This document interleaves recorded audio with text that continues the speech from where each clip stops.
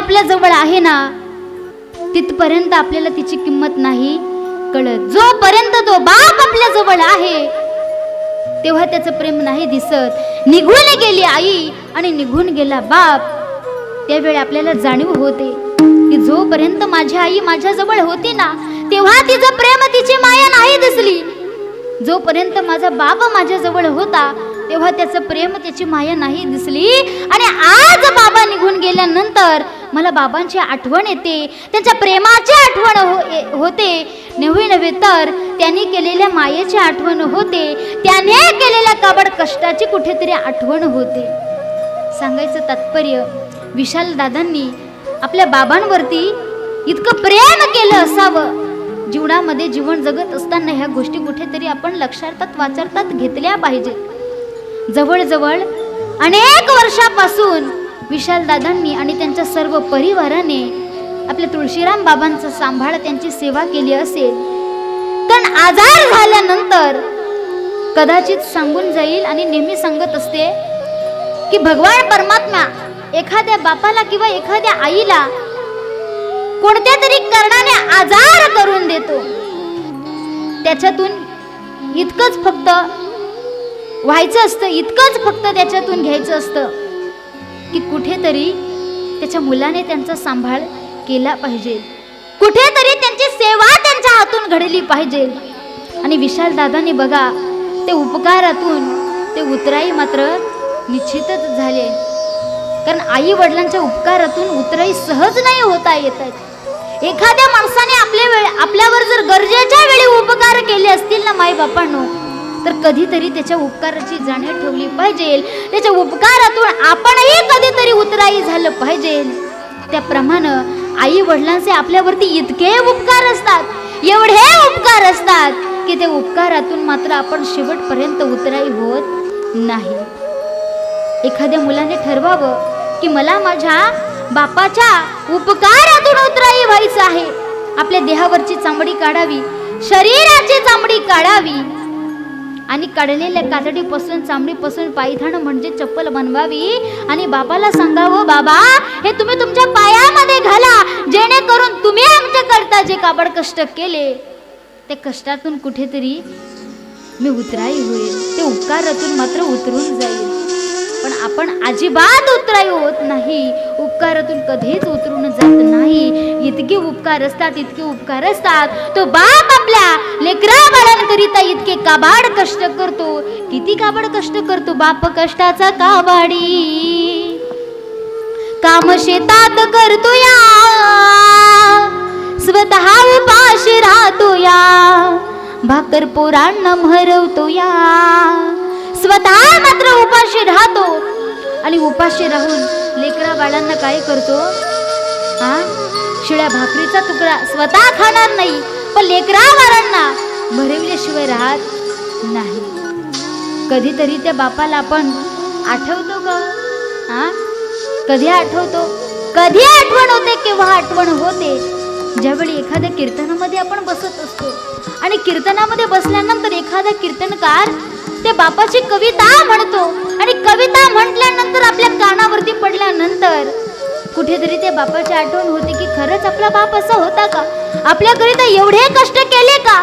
आपल्याला कधी कळतच नाही, आपल्याला कधी माहीतच नाही एवढा कष्टकरी आपला बाप जीवनामध्ये होता. तो आज आपल्या जगातून निघून गेला. खरंच इतकं काबाड कष्ट करतो, इतकं काबाड कष्ट करतो, अख्खं आयुष्य त्याचं कष्टामध्येच निघून जातं. त्या बापाला कधी विसरू नका.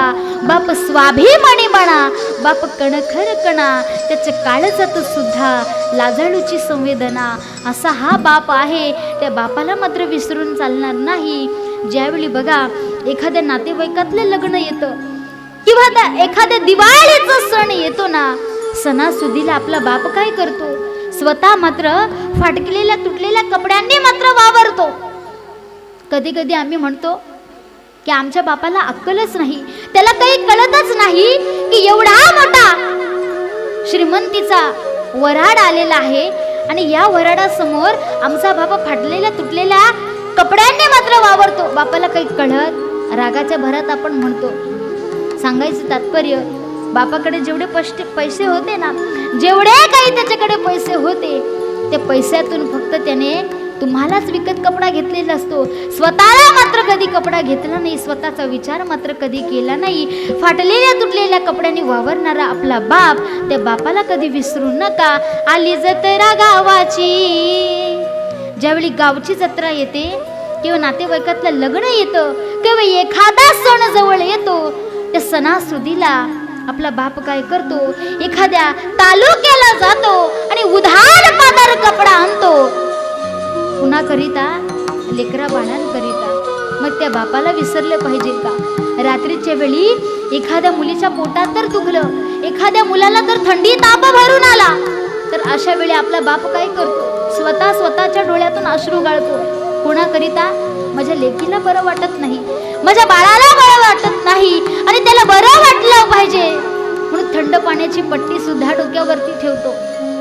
जे गावठी औषधोपचार आहेत ना, ते औषधोपचार सुद्धा त्याच्यावरती ते इलाज मात्र करतो. आणि हे करून जर बरं वाटलं नाही तर आपला बाप काय करतो? खांद्यावरती घेतो, कमरेवरती घेतो, पाठीवरती उचलून घेतो आणि त्या बाळाला मात्र डॉक्टरकडे घेऊन गेल्याशिवाय राहत नाही. मग त्या बापाला आपण विसरलं पाहिजे का? तर नाही. कधी घरामध्ये चूल पेटायची तर कधी चूल नाही पेटायची. दिवसा 8 दिवस जातात, आपला बाप उपाशी राहतो. पण उपाशी राहून माझ्या लेकरा बाळाला कसं काही खायला मिळेल ह्याची चिंता तो अंतःकरणामध्ये करत असतो. एखाद्या भिकाऱ्याकडे जर बघा घरामध्ये काही अन्न नसेल तर तो दुकानदाराकडे जाऊन काहीतरी भीक मागतो आणि लेकरा बाळांचं पोट भरतो. पूर्वीच्या काळी इतके जर दिवस आपल्या बापाने असे काढले असतील तर त्या बापाला विसरून चालणार? ज्यावेळी बघा आपले खूप गरिबीचे दिवस होते मायबापांना, आणि गरिबीच्या दिवसामध्ये आपल्या बापानी कसं काय आपलं संगोपन केलं असेल, कसं काय आपलं शिक्षण केलं असेल, हा विचार आज आपण आता केला पाहिजे.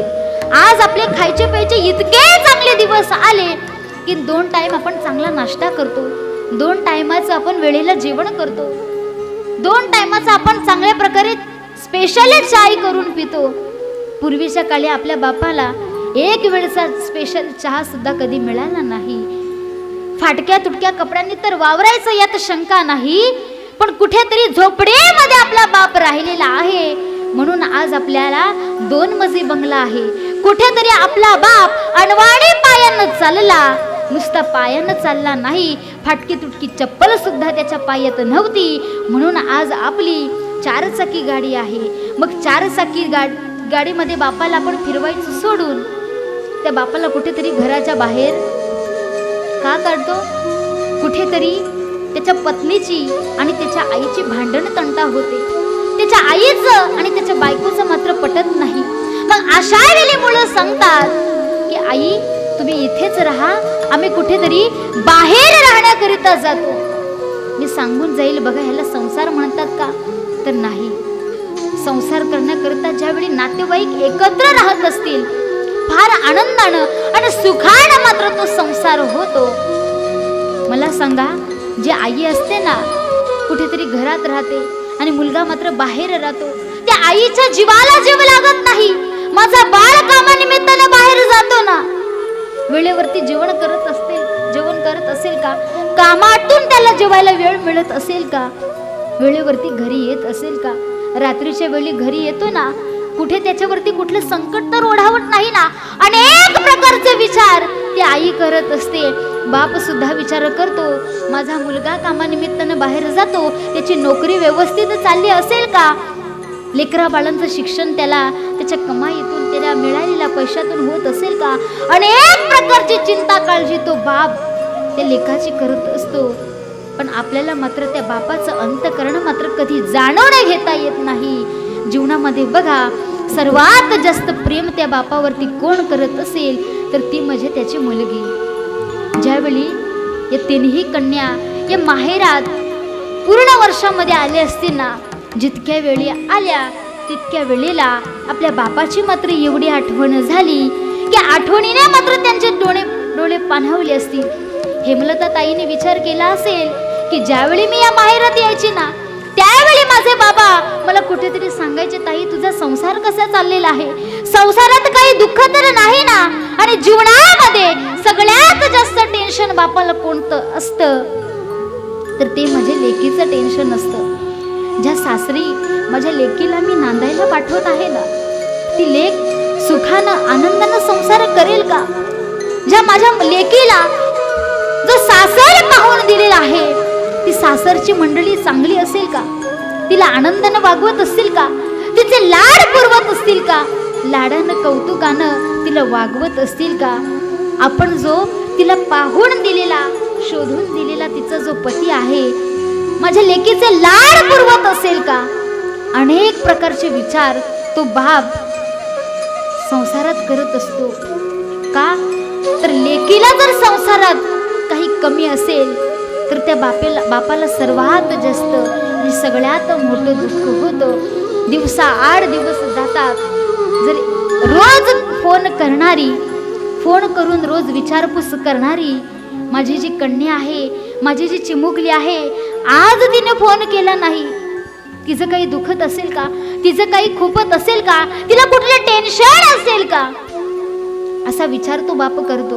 आणि ज्यावेळी आपल्या लेकीला संसारात काहीतरी टेन्शन आहे, जेव्हा त्या बापाला कळतं ना, त्या बापाचं काळीज जळून जातं, त्यांचं अंतकरण मात्र इतकं दुखून जातं. दिस आड दिस गेले, थोडे सुके थोडे ओले, मुक्या काळजाची आग थेट आभाळाला बोले, मुक्या काळजाची आग थेट आभाळाला बोले. लेक वडाची पारंबी दोन्ही घराला जोडते, लेक वडाची पारंबी दोन्ही घराला जोडते. असं माहेर सासर पांग बापाचे फेडते, असं माहेर सासर पांग बापाचे फेडते. जेव्हा बापाला कळाले त्याचे काळीज जळाले, तिला छातीशी धरून त्यानं टिपूस गाळले, तिला छातीशी धरून त्यानं टिपूस गाळले. माझ्या डोळ्यातली आसव, माझ्या डोळ्यातली आसव कुणी मायेन पुसताना, कुणी मायेन पुसताना. उरी हुंदक दाटतो या गोष्ट बापाची सांगताना, उरी हुंदक दाटतो या गोष्ट बापाची सांगताना. त्याच्या फाटक्या सदऱ्याला किती थिगड जुळल्याली, त्याच्या फाटक्या सदऱ्याला किती थिगड जुळल्याली. त्याच्या उभ्या आयुष्याला, त्याच्या उभ्या आयुष्याला कशी कातर लावल्याली, कशी कातर लावल्याली. मला कसच होत या, मला कसच होत या. कुणी बाबा म्हणताना, बाबा हाक मारताना. उरी हुंदका, उरी हुंदका, उरी हुंदक दाटतो या गोष्ट बापाची सांगताना. उरी हुंदक दाटतो या गोष्ट बापाची सांगताना. माझ्या डोळ्यातली आसव, माझ्या डोळ्यातील आसव कुणी मायेन पुसताना, कुणी मायेन पुसताना. उरी हुंदक दाटतो या गोष्ट बापाची सांगताना. उरी हुंदक दाटतो या गोष्ट बापाची सांगताना. अशा प्रकारे जीवनामध्ये हा बाप असतो आणि त्या बापाचं प्रेम पावलोपावली, पदोपदी, क्षणोक्षणी त्या लेकीला मात्र आठवत असतं. कारण सर्वात जास्त त्या लेकीवरती प्रेम कोण करतो तर तो जीवनामध्ये बाप करतो. म्हणून त्या बापाला कधी विसरू नका. कधी कधी मुलाचा संसार सुखाचा व्हावा याकरिता आई बाबा सांगतात की बाळा तुला परदेशी पाठवायचं परदेशी जर जायचं असेल ना बाळा तर निसंकोचपणे जा. मुलाचा संसार सुखानं व्हावा, मुलाचं जीवन आनंदानं व्हावं ह्याकरिता आपला बाप इतका झिजतो, इतकं काबड कष्ट करतो. आणि एकदा काय मुलगा परदेशी जर कामानिमित्तानं गेला, त्या ठिकाणी जर लग्न करून मग्न झाला, तर त्याला आपल्या जन्मदात्या बापाची आणि आईची कधी आठवण होत नाही. अनेक अभंगातून संत महात्म्यांनी गोड वर्णन केलं. एखाद्या आईचं अंतःकरण असं असतं की किती कामामध्ये जर आई गुंतून पडली तरी त्या आईच्या मनामध्ये कुणाचा विचार असतो महिला मंडळ? तर त्या बाळाचा अंतःकरणामध्ये विचार असतो, माझा लेकरू काय करत असेल. त्याप्रमाणे परदेशी शिकत असलेला आमचा मुलगा, त्याची तब्येत बरी असेल का, त्याला काही दुखत नसेल का, त्याचा संसार कसा चाललेला आहे, अनेक प्रकारची चिंता त्या आई बाप कुठे राहून करतात, तर आपल्या स्वतःच्या घरामध्ये राहून करतात. पण मुलगा मात्र जसा संसारामध्ये मग्न होतो, संसारामध्ये जसा व्यस्त होतो, त्याला आई वडिलांची आठवण येत नाही. इकडे आईचं अंतःकरण इतकं जडतं, आईची इतकी काळजी लागते की माझा लेकरू काय करत असेल, कामातून घरी येत असेल का. पुन्हा पुन्हा पुन्हा पुन्हा पुन्हा पुन्हा तेच तिच्या मनामध्ये विचार येतात. एक दिवस विचार करून करून करून आईचं पिकलेलं पान गळायला पडतं. आई आज मरते की उद्या मरते, आणि तिचं टेन्शन पाहून हा बाप सुद्धा विचार करून करून करून त्याचं पिकलेलं पान आज गळून पडतं की उद्या गळून पडतो. दोघांचीही एक दिवस अशी अवस्था होते. ते आई वडील विचार करतात, जन्म देऊनी आम्ही पुराला, सुख दुःख किती साहिलाईरा, आणि लगीन झाल्यावर माय बाप सोडूनी पोरग वेगळं राहिलं र. जीवनामध्ये ही परिस्थिती निर्माण होते. आणि पुढे सांगितलेलं आहे, आमची लाडाची सुनबाई, काय सांगू तिची नवलाई, नवऱ्याच्या कानात सांगे तुमचे माय बाप पाहिजे नाही, जित्यापणी हे मरण आमचा सहभागी होतात, एकमेकांचा एकमेकाला आधार देतात, आणि दोघांपैकी एक जण कोण मागे पुढे निघून जाईल ह्याची गॅरंटी नव्हती, ह्याची शाश्वती नव्हती. एक दिवस तो बाप निघून जातो, आणि तो गेल्याचं दृश्य त्या आईनं पाहिलं की तिचा सुद्धा प्राण जातो.